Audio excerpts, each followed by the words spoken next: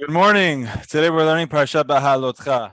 Parashat Beha'alotecha, if I had to vote on which parasha needs to be split up into multiple parashot, it would be this. The Parashat Beha'alotecha really should be split up as a part A, part B, part C. Why? Because there are so many topics, and the topics are seemingly unrelated. Now, obviously, you could build a theme connecting a string of the chain of events, but it's so many topics from beginning to end. I counted yesterday how many sections I would call this. I think I got landed around 12, maybe 11 different sections of the parasha. We'll go through some of them. We'll jump around. The first section of the parasha has to do with the mitzvah of a menorah. The Torah tells us about Aaron, that he has to light the menorah every day. It's done. There's different opinions as to what time during the day, if it's every day or every night or both. So this mitzvah is a menorah of the menorah. The menorah is 7 prongs. Right? There's a stem in the middle, and then there's 3 symmetrical, 3 coming out on each side. And you end up with 7. I'm pointing that out because when we have the holiday of Hanukkah and we light the what we call the menorah or the Hanukkah, we have 8 on ours for the 8 days, and then we actually have a 9th that's like a utility one. That's like the shamash that you use that could be used, whereas the other 8 are not allowed to be used for any personal gain. It's important to note that the menorah and the Beit HaMikdash had 7. So there is a clear difference between what we had in the Mishkan, which is what was the portable Mikdash, and ultimately the Beit HaMikdash. It's different from what we do for the holiday of Hanukkah. Well, the next section has to do with the inauguration or the induction of the levi'im. Now, why this is important? Because the last couple of parashiot, we spoke about what the roles and the tasks of the different families from the levi'im, the tribe of Levi, what each one will do. Each one has different responsibilities with the Mishkan, the packing it up, constructing it, building it, moving it, guarding it. The levi'im have different roles and functions in the Mishkan. So now the levi'im are starting their work, so they had to be inducted. There was this entire event where Aharon HaKohen was essentially inaugurating them, bringing them in. They had to go through an entire process, and that's what this week's parasha is. The 22,000 levi'im were inaugurated, and the Torah tells us how now they're ready to do the service that we've been reading about, what they had to do. So that's the second section, jumping to the Levi'im. The third section of the parasha goes into the story of Pesach Sheni. It's a very fun story. I'll elaborate on it briefly. The story of Pesach Sheni tells us as follows. We had to, when we were in Egypt, bring what was called the Korban Pesach. We know that when we were in Egypt and we were leaving on the night of the 15th, what Hashem had asked us to do is prior to that to get a sheep or goat and to prepare it and take its blood and put it on our doorpost on the night that we ultimately left Egypt. We put the blood on the doorpost, and then this was something that we were supposed to eat that night. Now we're in year 2. We're not in Egypt anymore. We're in the desert. Egypt's gone. A full year later. The question is, when we get to that same night of Pesach, of the 15th of Nisan, do we have to bring the Korban Pesach again? And the answer is yes, we have to bring the Korban Pesach again. So that's what the Torah tells us here. It's when they're in Bemidbar Sinai, Bashana HaShenit, it's the second year. And Hashem says, I want you to bring the Korban Pesach on the 14th day of this month. Do it exactly as what we had spoken about last year. The Korban Pesach has to be brought the same way. Now, what the issue was that there were a few people that were what's called tameh lenefesh. They were impure. They were at a cemetery, or more precisely, they were involved with the burial of someone. And the Talmud tells us that there's different opinions about who these people were. It could be that they were the ones who were carrying the casket of Yosef. Remember, the Torah tells us that when they left Egypt, they had taken the bones of Yosef with them. So there could be that there was a group that were tasked with taking care of Yosef's casket, and that was the group that was involved with the dead body. Others say no, it was actually the ones who were Mishael and El-Safan, who were the ones who were taking care of Aharon's sons. Recall that on the 1st of Nisan of this second year, Aharon's sons had died. That's something we had studied in Parashat Shemini. Aaron's sons had died on the 1st of Nisan. Here we are 2 weeks later, how they were impure because they were involved with the burial and taking care of Aaron's 2 sons. So it could be them. Our third opinion that Talmud explains to us is that no, these are just regular people who are taking care of their relatives. They were a group of people that were involved with burials, whoever they were. Either we know who they are or we don't know who they are, but there was a group of them. And they came to Moshe and they said, Moshe, we did this mitzvah, the ultimate chesed shel, the most important mitzvah of taking care of a body of a person after they died and giving them respect, paying them the final respect. And now because of that, we're impure. Now, since we're impure, we're not allowed to bring the Korban Pesach. One of the requirements is that they have to be pure. So they're saying, why are we being left out? Now, it's very interesting. What's the halacha? The law is you don't have to do it. So you're not required to do the mitzvah. So why are you so worried? Hashem asked you to do something, and he, on his list of who he asked, there's exceptions. You're part of the exceptions, so you don't have to do it. But they came and they said, I know we're part of the exceptions, but we don't want to be outside of the community of Am Yisrael. If everyone else is doing this is something that we want to be a part of. Wow, that's beautiful. So they weren't required to, but they're saying we want to be part of the bigger team, part of the bigger picture, part of the larger community. So Moshe said, okay, imdu ve'eshma, ma yitzaveh Adonai lachem. Meaning Moshe could have just told them that you're not required, but they understood they weren't required. They were saying they want to do it anyway. So Moshe comes back with this mitzvah called Pesach Sheni.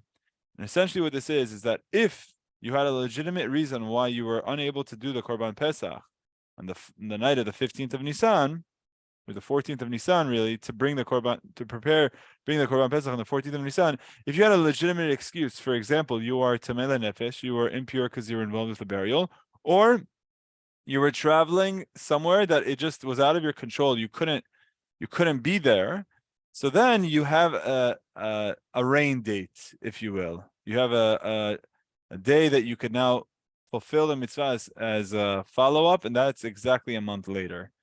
And the 14th of the month of, not Nisan, but the second month, which is Iyar. 1 month later, on the 14th of Iyar, you have this chance to bring this mitzvah, do this mitzvah of Korban Pesach a second time around. However, the Torah says, but this is not giving you the option. You don't have the option of saying, I could do the 14th of Nisan or the 14th of Iyar. No. If someone has the ability to do it on the 14th of Nisan and they neglect to do it, the Torah says the person will get karet. Karet is, there's different opinions as to what it is, but what it's translated as being cut off. And it's a very severe punishment because it's like you're being severed from the rest of Am Yisrael, from the rest of the Jewish people. Some say that there's different opinions. Some say that it's something that'll happen to this person. The person will get punished in this world. Others say no, his children will get punished in this world. Others say no, this world he'll be fine. He'll be punished in the world to come. Whatever it is, it's a very severe sin. And in fact, trivia, when we have the mitzvot that the Torah says that if someone transgresses it, they'll get karet, most of them are negative mitzvot. In fact, almost all of them are negative mitzvot. When I say negative, that means where Hashem tells us, don't do something. And if you transgress that, the person will get karet. But there's only 2 that it's a positive mitzvah that you need to do something. And if you neglect to do it, the person will get karet. And what are those? One is Brit Milah, and the other is Korban Pesach. So that's what you were learning right here, where it says that if you have the ability to do it and you don't, the person will still get karet. So it's a very beautiful section that I'd like to elaborate on at the end, or I mean, just to elaborate on it now, that this was a group of people that they technically were not required to do anything. The response to them that Moshe is giving them is, you don't have to do it. But they're saying, we want to. We want to be a part of Am Yisrael. We want to be involved with doing the mitzvah. When someone wants to do something and someone is coming forward to do something positive, they get help from Hashem. Hashem says, okay, I'll open up the doors for you. It's very important that there are times where someone wants to do something correct and there's a lot of pressure against them. You'll hear, either have the naysayers, you'll have people coming up to discourage you for whatever reason. That's how it goes.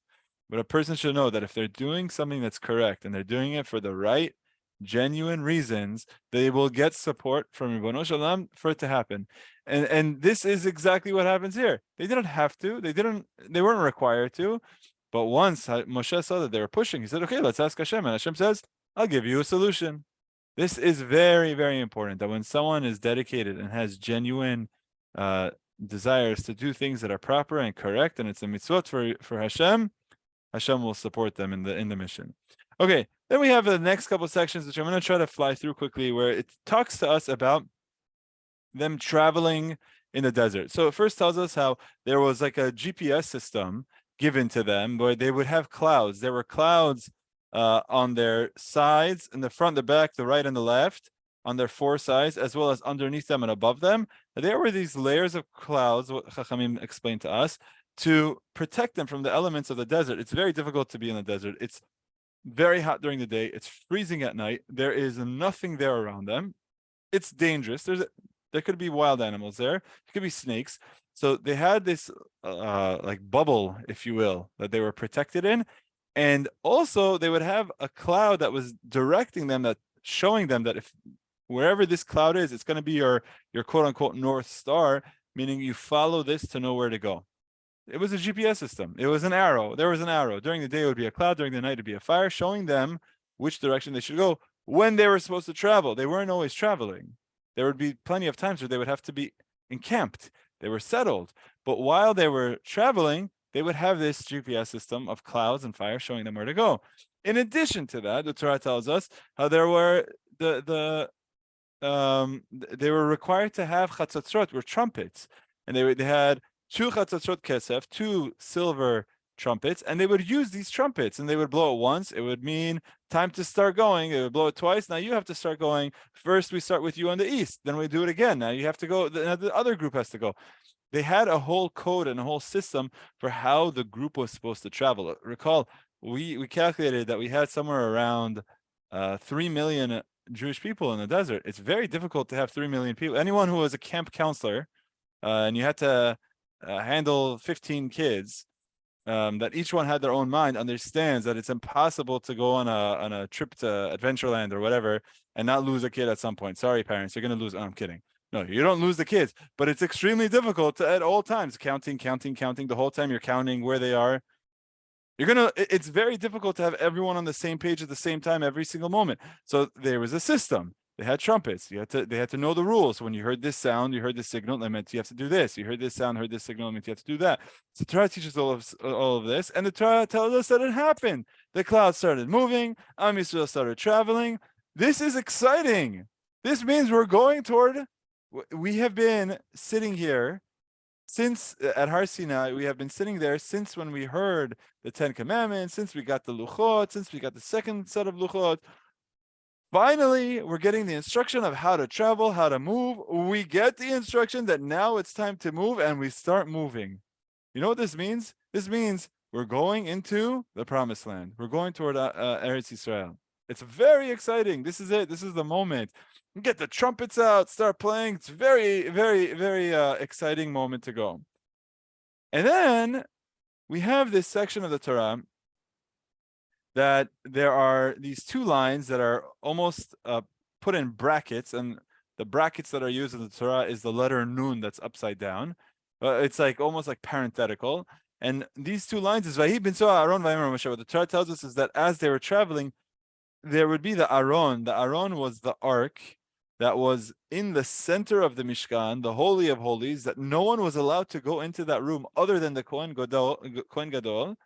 And even the Kohen Gadol, in the future, is only allowed to go into this room on Yom Kippur only.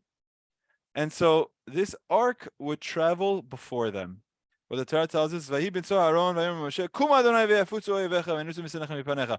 this ark would go in, it would level out the land for them. If there was any ditches, the ditches, well, this was what the clouds were doing for them. But now that this Aaron is going out in 3 days ahead of them to scout out the land and make sure that everything is safe. And what Moshe says is that as it goes out, this Aaron will almost be fighting our wars for us. If there's an enemy in front of us, it'll fight the enemies for us. All of our enemies will run away. Okay? And when it would rest, Moshe would say, it's almost as though saying, okay, now it's your time to rest. You should rest amongst us also. This, again, was the beginning of Am Yisrael traveling, and it was very exciting, except in the very next line, it says, "Vayi ha'am kimit onanim." The people were complaining. The people started complaining, and Rab Ozni Adonai, it was a certain type of complaining that was bad in the ears of God. Now, what their complaint was, the Torah doesn't tell us. Now, I know usually at this point someone will say, no, it has to do with the food. Wait, what the Torah tells us is that there was the nation, Ha'am, Kimit Onanim, were complaining, and it was something that Hashem was very upset about. And there was a fire. There was a fire that was unleashed, and people that were complaining, they ended up getting consumed by this fire. Very sad. And people were crying and screaming to Moshe. Moshe prayed, the fire ended. But right now, the fourth line says, now there was a group of rabble rousers, if you will. There's a group of rabble within them. They started saying, "Oh, we want food." And they were telling everyone else, "We want food. We want meat. We want gusht. We want something to eat." Now, what's so interesting is that this shows you that this was the second complaint. The second complaint, after the fire broke out and the fire was controlled and subdued, there was a second complaint saying we want meat. And listen to what they say. We remember the fish. We remember the fish that we ate in Egypt for free. We ate cucumbers. We ate watermelon. We had leek. We had onion. We had garlic. We had such a wonderful menu in Egypt. Now our mouths our souls are parched and dry because all we eat is this man, this food that falls from heaven every single day, that every single day there's the right amount of food is left for us that gives us everything that we need, just falls from heaven and we eat it. We're sick and tired of it. Now, why is this so terrible? This is really terrible on two ends. Number one, they're saying something negative about the man. The man is very clearly food that's falling from heaven for them from the sky. They get the exact amount. This man was miraculous. Everyone knew that it was a miracle. Everyone who would see it, there would be a certain amount that would fall every single day. You would go and collect it. The Torah would tell us that it would be the exact amount that they said should be required. If you collected less than your exact amount, they would go home and they would see it will have swollen and it's become the exact amount. If they took more, what would happen? It would, become smaller and compress and become the exact amount. Hashem told them, don't leave it for overnight because tomorrow I'm going to send you a new batch. People who would leave it overnight, what would happen? It would turn into worms. It would rot. It would spoil. Hashem told them, don't collect in Shabbat because it's not going to fall on Shabbat. And never did it fall on Shabbat. There was nothing to collect in Shabbat. Hashem told them on Friday, you're going to have extra falling and you should collect more on Friday. And you should have it last overnight and it won't rot. And what would happen on Friday? They would do this. It was very miraculous, very clear that this was from Hashem. And they were complaining against it. Okay, they were sick of the food. But within having the perspective of this is food coming from the hand of God to you, it was inappropriate for them to be complaining about the food this way. But that was the one. Number two, they're comparing it to the food that they got from the Egyptians. Now, let me ask you this. When I hear a bit of an echo. Okay, when the Jewish people were in Egypt, they were slaves. They were served and treated as slaves. Now the Jewish people are saying, "Oh, we had such good food there." Let me ask you a question. When the Torah says, "We remember the fish that we ate," what kind of fish do you think they ate? What kind of fish do you think that they were fed? The way Chachamim explained to us is that this fish that they were given was probably, they had. They lived by the Nile River. There's a bunch of fish there. They ate whatever they wanted. They had some junk that with the junk they would do fishing. And then whatever bait that the fish that they were trying to do fishing wouldn't even come with, they would take that and throw it to the Jew because they're going to throw it out anyway. So it's probably spoiled. It's probably a couple of weeks old. Give it to him. He's your worker. We know that they weren't even providing us raw materials to make bricks. You think they're serving you a 6-course meal? What you think the type of fish they were giving you was like a grilled salmon with like a lemon on top, and like you have mashed potatoes and avocado on the side, and it came with like some You have a salad on it. What are you talking about? We remember the fish that you ate. What kind of fish do you think they gave you? This is what they're doing is that they're elevating Egypt and they're downgrading Hashem. Someone in the clear glasses would be able to see the Egyptians were treating you like dirt. They were killing you. They were enslaving you. You were slaves to them. And now you're saying, well, they treated us well with the food they gave you. What are you talking about? It's being completely oblivious to the facts. And then you're complaining about the man. The man is miraculous. It's falling from Hashem. Everything you need is being provided for. So this was very upsetting to Ribono Shel Olam as well. But he said, you want meat? I'll give you meat. Fine, no problem. And then they would have meat falling from Shemaim. How? They would have these birds, the quail. I don't know if anyone's ever seen a quail, a slav. It's like a small bird. It's doesn't really fly too much. I've actually seen one before. I've been in a room with one and I've held one before and it stared me in the eyes. I'm like, all right, so I'm letting on to the next person. But the quail, it's like probably could fit in my hand just like this. It's like a smallish bird. And there was plenty of it, and they came and they ate from it. They wanted meat, they got the meat. And there's a lot of back and forth here that we don't really have the time to go into. But essentially, this was not something positive for Am Yisrael.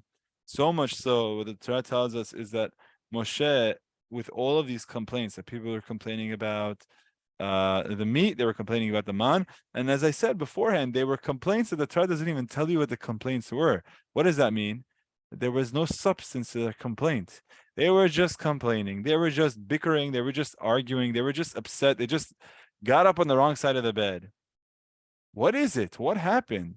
This is supposed to be an exciting day. It's supposed to be an exciting moment. Am Yisrael is traveling to the promised land. What exactly is happening?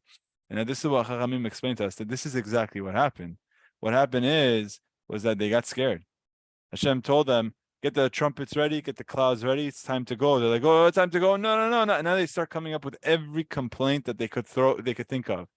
I don't like this. I don't like that. This is better. This used to be better over there. Maybe we should go back to Egypt. Maybe the man that we have is actually bad for us. Maybe and they're coming up with every complaint in the book that they could, every excuse that they could think of. And this is why it was so terrible. It wasn't the fact that they wanted meat. It's not what it was about. It was that this was just a complaint. This was just a complaint. This was just an excuse that they did not want to go forward toward the land of Israel. Moshe Rabbeinu, so sad, says, he says, Ribono Shel Olam, if this is what it's going to be like, take my life away. Kill me. Moshe Rabbeinu is on the brink of committing suicide here. How? This is what he was driven to, with how the people were being so irrational that it didn't make any sense. There was no way to speak to them. They weren't interested in listening to anything. He said, I can't handle this. I'd rather die now than to see what's going to happen. I don't want to be a part of this. It's so sad. It's so sad. And this is the beginning of tragedy, because now what happens is, it's like, if you had to graph this out, like you almost think like a roller coaster. It's like we're going up, and then we get to the point where it's time to travel, and now we're up there, and then it's all downhill. You have the people complaining about one thing, complaining about something else. Moshe Rabbeinu is having his breakdown. Another thing happens.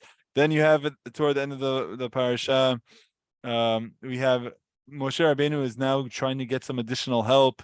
There's a whole story about it.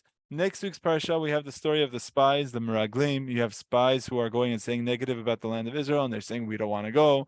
And when they come back with their bad report, they say they don't want to go. Am Yisrael, the Jewish people say we don't want to go, and they're crying the whole time. They're crying from exactly this thing. They did not want to go into the land of Israel. Then you have the following parasha as Korach. He starts a rebellion from within. He starts telling Moshe is doing things wrong. Everything is corrupt. You're doing this wrong. And then there's another plague, and more people are dying. And then we have Parashat Balak, and you have a Pinchas and Balak. You have another plague, and you have more people dying. And there's infighting, and you have people who are rebelling. When you're thinking about the roller coaster, we're at the top right here. And then this is why Chachamim tell us you had these two lines that were like parenthetical. What the Torah is telling you is like, once this is what's supposed to happen, you're supposed to have the Aron Brit Hashem, the ark, going forward and preparing the land for us. but it's almost parenthetical because this is not going to happen right now. You wish this could happen, and you just have one disaster, another tragedy after another tragedy, and it's all downhill from there until ultimately there's a decree that these people will not enter the land of Israel, including Moshe Rabbeinu will not enter the land of Israel, including Aaron HaKohen, who will not enter the land of Israel, including Miriam HaNeviah, will not enter the land of Israel. It's very, very tragic. Parashat Beha'alotecha is going up on high, and then starting the crash of a downhill, deathly spiral, unfortunately. And this is the truth of the parasha. There's really a lot more to discuss, and that's why I said I think Parashat Beha'alotecha, if I had a vote, I would say we should split it up into 3 parashiot. Beha'alotecha A, B, and C have 3 separate weeks because it's such a loaded parasha. We try to cover as much as we can. I think with that we'll stop here. Be'ezrat Hashem, we'll pick up next week with Parashat Shalach, of the spies, the Meraglim, the Chet Meraglim. Be'ezrat Hashem, may everyone have a great week ahead. Shavua Tov. See you next week. Take care. Bye.